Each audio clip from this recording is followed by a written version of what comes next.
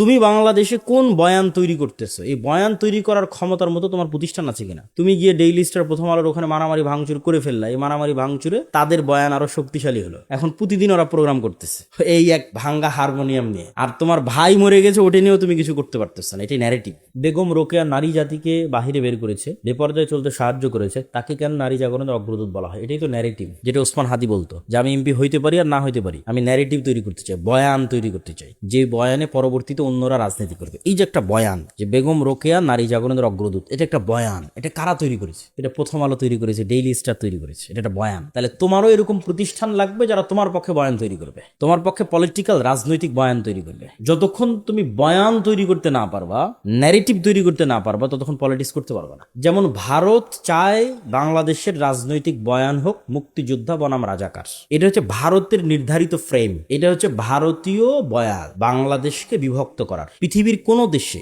জয় পরাজয়ের পর আর আলাদা করা হয় না কাউকে। ধরো মোহাম্মদ ইসলাম মক্কা বিজয় করলো, মক্কা বিজয় করার পর যদি বলে এই আবু সুফিয়ানের ছেলেরা আর যারা মক্কায় আমার বিরুদ্ধে যুদ্ধ করতো এরা সব রাজাকার, এদেরকে কোনো পদ দেওয়া যাবে না, এদেরকে কোনো দায়িত্ব দেওয়া যাবে না, কেন এরা রাজাকার, এরা তো আগে থেকে রাসূলের বিরুদ্ধে ছিল। তাহলে একটা রাষ্ট্র প্রথমেই ভেঙে যায়, একটা রাষ্ট্রের মধ্যে প্রথমেই বিভেদ তৈরি হয়ে গেল। মোহাম্মদ ইসলাম কি নেতৃত্ব দিবে, কি রাষ্ট্র তৈরি করবে? উনি তো আগেই ওনার জনগণকে ভাগ করে দিচ্ছে, যারা আমার সাথে মদিনায় ছিল ওদেরকে সব ক্ষমতা দিব, আর যারা আমার সাথে মদিনায় ছিল না, যারা মক্কায় আমার বিরোধিতা করেছে এদেরকে দিব না। বরং রাসূল সাল্লাল্লাহু আলাইহি ওয়াসাল্লাম কি করেছে তোমরা জানো? রাষ্ট্র পরিচালনার ট্রিক্স।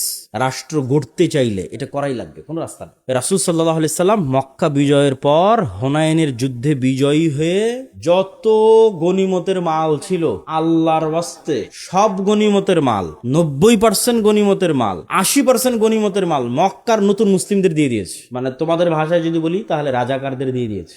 এখন যারা মুক্তিযোদ্ধা, মানে যারা আগে থেকে ইসলামকে ধরে রেখেছে, এদের তো মন খারাপ। তখন রাসূলুল্লাহ সাল্লাল্লাহু আলাইহি ওয়াসাল্লাম আনসারী এবং মুহাজির, এই দুই সাহাবী তাদের সামনে দাঁড়িয়ে বিশাল ভাষণ দিল। বলল মক্কার নতুন মুসলিমরা নিয়ে যাচ্ছে সকল সম্পদ গনিমতের মালের, আর তোমরা আনসারী আর মুহাজিররা নিয়ে যাচ্ছ আল্লাহর নবীকে তোমাদের বাড়িতে, তোমাদের মদিনায়।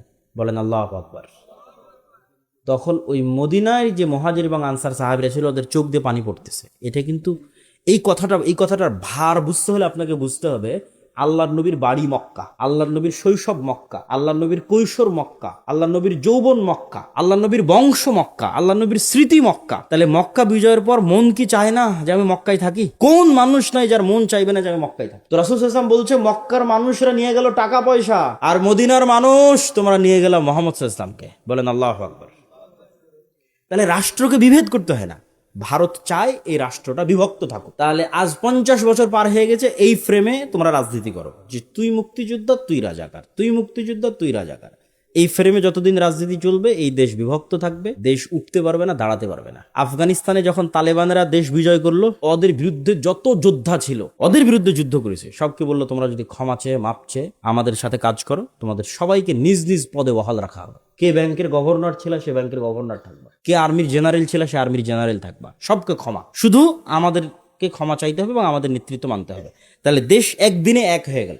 দেশ এক হয়ে গেল মানে এই দেশ এখন উন্নত হবে। এটাকে বলা হয় রিকনসিলিয়েশন, ক্ষমা। এই ক্ষমা বাংলাদেশের যে পক্ষই রাজনীতি করুক না কেন তাকে রিকনসিলিয়েশনটা করতে হবে, যে পক্ষই ক্ষমতায় আসুক না কেন। এক পক্ষ আরেক পক্ষকে মারতে থাকবে, ধরতে থাকবে, দেশ সামনে আগাবে না। তো ওই যে বয়ান, তো তুমি বাংলাদেশে কোন বয়ান তৈরি করতেছো, এই বয়ান তৈরি করার ক্ষমতার মতো তোমার প্রতিষ্ঠান আছে কিনা? তুমি গিয়ে ডেইলি স্টার, প্রথম আলোর ওখানে মারামারি ভাঙচুর করে ফেললা, এই মারামারি ভাঙচুরে তাদের বয়ান আরো শক্তিশালী হলো। এখন প্রতিদিন ওরা প্রোগ্রাম করতেছে এই এক ভাঙ্গা হারমোনিয়াম নিয়ে, আর তোমার ভাই মরে গেছে ওটা নিয়েও তুমি কিছু করতে পারতেছ না। এটাই ন্যারেটিভ। তাহলে তোমাকে ওই রকম স্ট্রং প্রতিষ্ঠান লাগবে, যে স্ট্রং প্রতিষ্ঠান তোমার ন্যারেটিভকে ধারণ করবে, তোমার ন্যারেটিভকে সামনের দিকে এগিয়ে নিয়ে যাবে। এই জন্য বেগম রোকেয়া নারী জাগরণের অগ্রদূত না নারী অধপতনের অগ্রদূত, এই বয়ান বাংলাদেশের মুসলমানেরা নির্ধারণ করবে, এরকম শক্তি বাংলাদেশের মুসলমানদের নাই। তাহলে এই বয়ান ভাঙতে হলে তোমাকে ওই রকম প্রতিষ্ঠান লাগবে।